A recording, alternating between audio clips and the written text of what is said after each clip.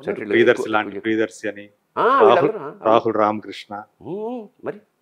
So కొత్త పాతవాళ్ళు వెళ్ళిపోయారు, వాళ్ళ వాళ్ళ ప్రతిభలు వాళ్ళకు ఉన్నాయి. ఇంకా వీళ్ళు స్టాంపు అరే ఇప్పుడు బ్రహ్మానందం రాగానే తెర దద్దరి అట్లాంటి స్థాయికి రావాలి. ఒక నిమిషం కనబడిన అదే బ్రహ్మానందం స్క్రీన్ మీద కనిపిస్తే చాలు. ఈవెన్ చిన్న జడ్జిగా ఒక చోట మీరు జాతిరత్నాలు చూస్తే చివరిలో ఆ కోర్టు సీన్ ఆయన ఎక్స్ప్రెషన్స్ గానే ఉంది. అచ్చా అలాగా ప్రతి వాళ్ళు వాళ్ళ వాళ్ళ స్థాయి. మీకు ఏ ఫేజ్ ఇప్పుడు అంటే శివ దగ్గర నుంచి యాక్ట్ చేస్తూ వస్తున్నారు కదా, అంతకుముందే చేశారనుకోండి, బట్ ఇంత ఎన్ని రకాల సినిమా అనేది మారుతూ వచ్చిందో చూసాం. రీల్ పోయింది, డిజిటల్ వచ్చింది, ఇప్పుడు ఓటీటీ వచ్చింది.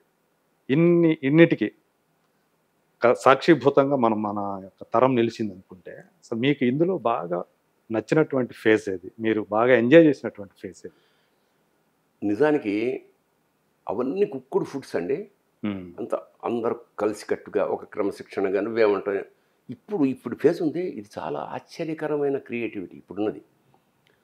ఇప్పుడున్న ఎప్పుడైనా ఇద్దరు ఉంటారు. ఒకటి 100% ఏడాది నుంచి స్క్రిప్ట్ రాసుకొచ్చి చెప్తే ఒక్కటి కూడా మార్చడానికి వీలు లేదు అని స్క్రిప్ట్ చెప్పే డైరెక్ట్లు ఎక్కువ మంది వస్తున్నారు. కొంతమంది ఫ్లూక్ ఎప్పుడు ఉంటారు కదండి, ఇది మీకు కొంచెం మీరు చేసి పెట్టండి సార్ ఇట్లాంటి వాళ్ళు. కానీ ఫ్లూక్ కన్నా సార్ నేను సినిమా డైరెక్ట్ చేయడానికే పుట్టాను, నేను రాసుకున్నప్పుడు కావాలని చూడండి సార్ 3 ఏళ్ల క్రితం మీ పేరు రాశాను, మీరు చేయాలి సినిమా. ఆ బ్యాచ్ ఎక్కువైంది వాళ్ళ. అంటే సీరియస్ ప్రొఫెషనలిజం నెక్స్ట్ జనరేషన్ అంతా. ఊరికి ఆశ మా అందులో చదివాను, వీడి దగ్గర 20 ఏళ్ళు అసిస్టెంట్ చేశాను, అవి ఇప్పుడు నడవ 1-2 చేయని వాళ్ళు కూడా ఉన్నారు. అస్సలు డైరెక్షన్ అంటే చదువుకొని వస్తున్నారు, కథ చెప్తుంటే మేము స్టన్ అయిపోవడమే చాలాసార్లు. అందువల్ల నాకేం జరుగుతుందంటే ఇప్పుడు కొత్త పాత్రలు, కొత్త రకం పాత్రలు, నెగిటివ్ క్యారెక్టర్స్ వాడు వచ్చి నెగిటివ్. నేను నా ఫాదర్ గీతలు విసుగు వేస్తుందా, ఈ ఏడాది 17-18 పాత్రలు వదిలేశాను నేనంటే. ఫస్ట్ టైం సార్ మీరు అన్నారు, నేను ఆ పాత్ర ఇద్దాం అనుకున్నాను. 18 పాత్రలు వదిలేశా ఈ ఏడాది మొత్తం 2023. ఎందుకంటే మొనాటని అనిపించా. తండ్రి ఒకే తండ్రి, ఆడే తక్కువ హీరోయిన్ తండ్రి, హీరో తండ్రి. అరే నువ్వు ఎలా ప్రేమించాలంటే హీరో ఏంటండి, ఆడేవాడే మన నేను ఉండగా ఈ టైపు ఈ బోరు కొట్టి ఓ డైరెక్టర్ చెప్పాను, నేను వెయ్యను, మీకు ఏం చేద్దాం, మీరు ఏం చేద్దాం, ఆ విలన్ వేషం ఇస్తాం. చాలా సంతోషం సార్, మీరు విలన్ వేస్తే ఇంకేంది మళ్ళా చేస్తా. అందుకని ఇప్పుడు నేను చేస్తున్న దాదాపు 10 సినిమాలు రిలీజ్ ఉన్నాయి అనుకో, 10 డిఫరెంట్ క్యారెక్టర్లే. ఓకే, సో అది గొప్ప విషయం కదా. దానికి విలక్షణం అన్ని రాఘవేంద్రరావు గారి నేతృత్వంలో శేఖరన్ డైరెక్టర్, తెలంగాణ ఒక సర్పంచ్ వేషం, కామెడీ విలన్. తెలంగాణ అంటే ఇక్కడే పెరిగారు కాబట్టి దున్నేస్తారు అనుకోండి. ఓ దాంట్లో సీరియస్ లాయర్, రిటైర్డ్ జడ్జి, నిన్న రిటైర్డ్ హరిదాసు, చోర, దాంట్లో చాగంటి కోటేశ్వరరావు గారు ప్రవచనకర్త. ఓదానికి సంబంధం లేదు. ఓ దాంట్లో ఒక కుర్రాడు చేసిన దాంట్లో మాంత్రికుడు, చాలా భీకరమైన మాంత్రికుడు, అసలు మామూలు మాంత్రికుడు కాదు. ఇప్పుడు ఏమిటంటే ఇప్పుడు ఈ ఫేస్ నాకు ఎక్కువ మజా ఎందుకు వస్తుందంటే, కొత్త డైరెక్టర్ మన రెస్పెక్ట్ చేస్తాడు, మన గౌరవిస్తాడు, మనం ఏమైనా కరెక్షన్ చెప్తే వింటాడు. They are taking me. Okay, 10 మందిలో దాదాపు 8 మంది మంచి కసితో ఉన్న దర్శకులు. సో వాళ్ళు ఇచ్చే పాత్రలు కూడా అది 2 రోజులు ఉండొచ్చు, 3 రోజులు. ఈ క్రమంలో నేను ఒక అద్భుతమైన ప్రయాణం ఏంటంటే, కన్నడ సినిమా ఒకటి చేశాను 30 రోజులు. రాక్లైన్ వెంకటేష్ గారి నిర్మాతం. ఓకే, యోగరాజ్ భట్, అది మన డైరెక్టర్, ఏడాది ఆడింది ఆయన, ముంగారమలై ఆ డైరెక్టర్. ఓకే, ప్రభుదేవ, శివಣ್ణ హీరోలు. శివరాజ్ కుమార్, ప్రభుదేవ.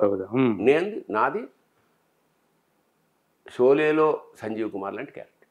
30 రోజులు చేశాను నేను. అంటే చేతులు ఉండవా అట్లా? చేతులు అట్లా కాకుండా మామూలుగా అంత ప్రధాన పాత్ర, ఒక ఊరికి కాపాడే పాత్ర. అదేలే, అంటే వెనక ఉండి నడిపించే క్యారెక్టర్ అనమాట. అది ఈ మధ్య కొత్త ఎక్స్పీరియన్స్. ఎలాగైతే పొన్నియిన్ సెల్వన్ తమిళ్, ఇది ఒక కొత్త experience. Kannada plus Oriya cinema ఒకటి చేశాను. ఫస్ట్ టైమా? First time okay. Oriya cinema. అంటే వీడి పేరు పళ్ళు పెట్టా, హ్మ్. ఇలా ఉంటుంది. మొన్ననే 6th ఎప్పుడో రిలీజ్ అవ్వాలో ఒరియా సినిమా. ఇట్లా కొంచెం వేరే వేరే వెళ్తున్నారు. పరిధి అది పెంచుతున్నారు. ఇష్టంగా పెడుతున్నది. అంచేత హ్మ్. ఆర్థికమైన దానికన్నా కూడా ఆత్మానందం ఎక్కువ ఇప్పుడు ఈ పీరియడ్లో. హ్మ్. ఎందుకంటే మనం వెళ్ళగానే ఒక ఒక కొత్త కుర్రాడు కదా, ఆ కిక్ అంటే మనం అక్కడికి వెళ్ళినప్పుడు మనం కూడా ఆ ఎనర్జీ లెవెల్స్ ఫీల్ అయిపోతాం. అవును. సో ఈ ప్రజెంట్ పీరియడ్ నేను ఎక్కువ ఎంజాయ్ చేస్తాను. రీఛార్జ్ అవుతూ ఉంటారు. అంతకుముందు కాంపిటీషన్ వాడు ఏం చెప్తాడో మేము అట్లా ఉండేది. ఇప్పుడు ఒక ఒక కొంచెం పండిన అనడానికి లేదు, ముదిరిన అన్నం. పరిపక్వానికి వచ్చినటువంటి హాయిగా ప్రశాంతంగా. పైగా ఎక్కువ హింస పెట్టరు సార్ నన్ను. సాయంత్రం తప్పకుండా సార్ 6 o'clock వెళ్ళిపోండి, మీరు 9ంటికి రండి అని కొంచెం అంటే మనకి వెసులుబాటు కూడా, సదుపాయం కూడా కలగజేస్తున్నారు వాళ్ళు. సో సో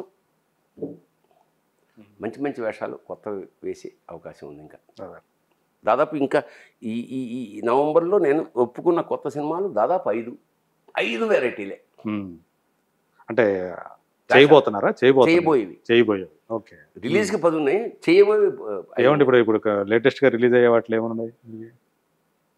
అన్ని కొత్త సినిమా. బహుశా రాఘవేంద్రరావు గారు వాళ్ళ అబ్బాయిదే రిలీజ్ అవ్వచ్చు. కన్నడ సినిమా ఫస్ట్ రిలీజ్ అవుతుంది. ఓకే. అంటే అది డబ్బింగ్ ప్రాసెస్లో. అది. సో మీ ఇప్పుడున్న హీరోల్లో మీలోని విద్వత్తుని తెలిసిన వాళ్ళు చాలా మంది ఉన్నారు కదా, అందరూ. సో వాళ్ళలో ఎక్కువ మిమ్మల్ని అభిమానించే వాళ్ళు, అంటే మీ రచనల్ని అప్పుడప్పుడు గుర్తు చేస్తూ చేసేవాళ్ళు ఎవరు ఉంటారు? రవితేజ రావాలి ఎత్తున్నాం కదా, అతను తెలుసు.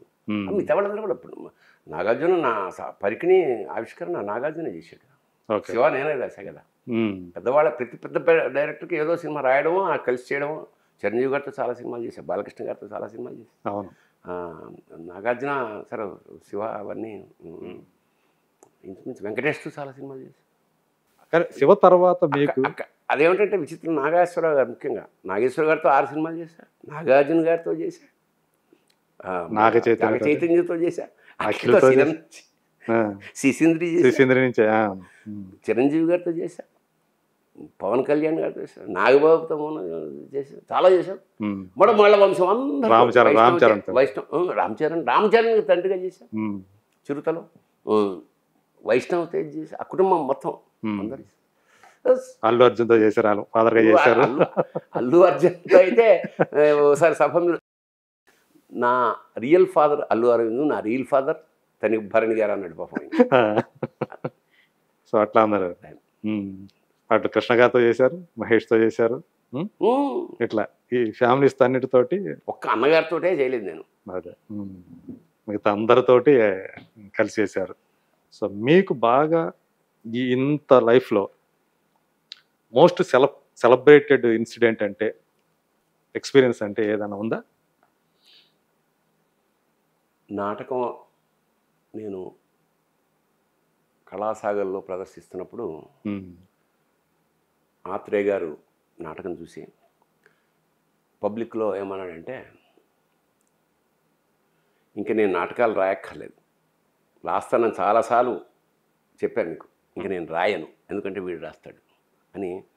అప్పుడే జేబులోంచి 400 రూపాయలు ఒక పాటకు అడ్వాన్స్ తీసుకున్నాడు. అప్పుడు 30 ఏళ్ల క్రితం సంగతి, నేను ఇండస్ట్రీకి వెళ్ళక ముందు సంగతి. 400 నా చేతిలో కానుక. ఏదది? కార్దబాండవేనా? అది గోగ్రహణం. అది మరి మామూలు అంతే కదా. ఆత్రేయ అక్కడ అసలు అప్పుడు మనం ఎక్కడ. అదే అది ఎవర్ గ్రీన్ మెమరీ నాకు. అప్పటికి ఇంకా భరణి అంటే ఇంకా ప్రపంచానికి తెలియదు, అక్కడక్కడ తప్పితే. నాటకాలు సినిమా నుంచి అసలు వాసనే లేదు. అదే అది ఎప్పటికీ ఎవర్ గ్రీన్ మెమరీ. సినిమాల్లో అలాంటిది ఉందా? సినిమాల్లో మిథునం సినిమా తీసిన తర్వాత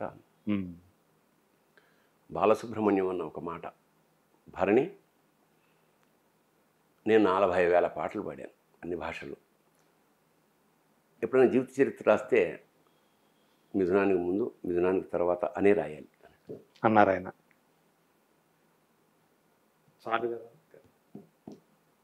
అంటే ఒక దర్శకుడిగా, ఒక రచయితగా మీకు లభించినటువంటి గొప్ప కాంప్లిమెంట్ అది. హ్మ్. అలా ఇలాంటి గొప్ప గొప్ప అంటే ఎన్నో ఉంటాయి చెప్పుకోవాలంటే. మీ అదే ఇంత నీకు కానీ అదే. రెగ్యులర్గా చేసే కన్నా కొంత చాలా ఏళ్ళయింది కాబట్టి అవును. నువ్వు ఫస్ట్ టైం మీరు బాగా బాధపడ్డ సందర్భాలు? ఇప్పుడు పేరు కూడా చెప్పచ్చు. నేను క్రాంతి కుమార్ గారు చాలా క్లోజ్. ఎందుకంటే ఆయనతో సినిమాలు శారదాంబ అవన్నీ నేనే ఆల్మోస్ట్ కో డైరెక్టర్లా పనిచేసేవాడిని. ముక్కు మీదే ఉంటది ఆయన కోపం. బట్ నన్ను చాలా అదే ముందన్నాడు. నేను అడిగాను. హ్మ్.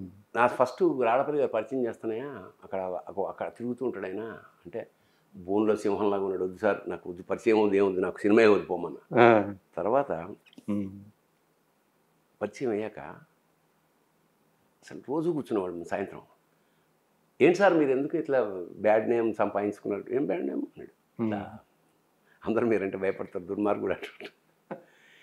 నేను 23వ ఏడు వచ్చానయ్యా ప్రొడ్యూసర్గా.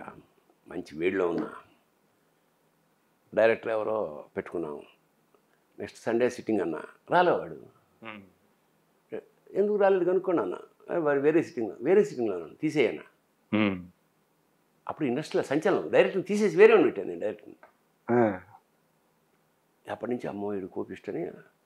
మరి అలా లేరు కదా సార్ అంటే, అది హెల్ప్ అయింది నాకు. హ్యాపీగా ఉందిగా మనకి, మన హవా నడుస్తుంది కదా గుణని అన్నాడు. తర్వాత కొన్ని ఏళ్ళకి ఏమిటంటే ఓ సినిమా సార్ చెన్నై నుంచి వచ్చా. ఎందుకు? ఓ సినిమా ఓపెనింగ్ క్రాంతి కుమార్ గారిది, అందులో నేను మెయిన్ విలను. ఓకే. దిగా ఓపెనింగ్, ఇక్కడికి ఇల్లు ఉంది, అమ్మ వాళ్ళని పలకరించి లొకేషన్కి వెళ్ళా, అన్నపూర్ణ స్టూడియోస్. కారు పక్కన దిగా, కేఎస్ రామారావు గారు పక్కన. ఏమయ్యా భరణి ఏంటి? క్రాంతి గారి సినిమా కదా సార్, నేను మెయిన్ విలను. అతను ఆశ్చర్యంగా చూసి పక్కకి పిలిచి, ఏమనుకోకు, నాకు తెలుసు, నువ్వు కాదు మెయిన్, నువ్వు అసలు వేషమే లేదు నీకు అన్నాడు. ఇప్పుడు నేను ఓపెనింగ్కి వెళ్ళాలా వద్దా? మీకేమో ఎలాంటి సమాచారం లేదు అసలు నేను అనుకుంటున్నాను